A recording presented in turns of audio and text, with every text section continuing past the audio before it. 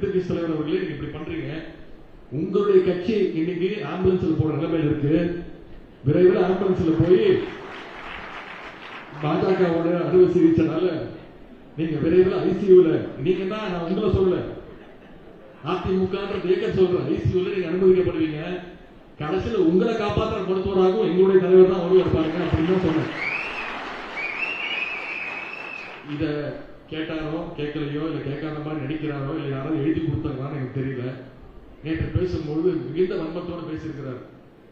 உதயநிதி என்ன ஆம்புலன்ஸ்ல ஏற்றிடுவாரா பாருங்க, என்னை பத்தி எனக்கு கொலை மிரட்டல் விடுறாரு அப்படின்னு எதிர்கட்சி தலைவர்கள் பேசியிருக்கிறாரு. நான் நேற்றும் காஞ்சிபுரம் தெற்கு மாவட்டத்தை பேச சொன்னேன். முழு மனதோடு சொல்கின்றேன், உள்ள அன்போடு சொல்கின்றேன், அழுத்தமாக சொல்கின்றேன்.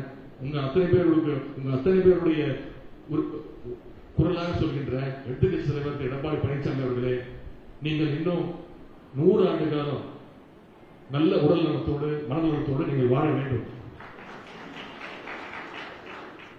அண்ணா திராவிட முன்னேற்ற கழகத்துடைய நிரந்தர பொதுச் செயலாளராக நீங்க மட்டும்தான் இருக்க முடியும். இதுதான் தமிழ்நாட்டுக்கு நல்லது. தமிழ்நாட்டு மக்களுக்கு நீங்க செய்யக்கூடிய ஒரே நல்ல காரியம் அதுதான். எங்களுக்கும் வேலை கொஞ்சம் சுலபமா இருக்கும்.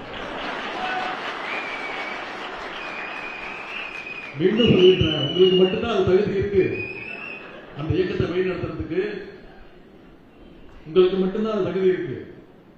அதிமுக காரன் ஒத்துப்பானாலே நான் சொல்றேன், நான் உங்களுக்கு முன்மொழிகிறேன். அதிமுகவுடைய நிரந்தர பொதுச் செயலாளராக அந்த எதிர்க்கட்சி தலைவர் எடப்பாடி பழனிசாமி அவர்கள் தான் தொடர வேண்டும்.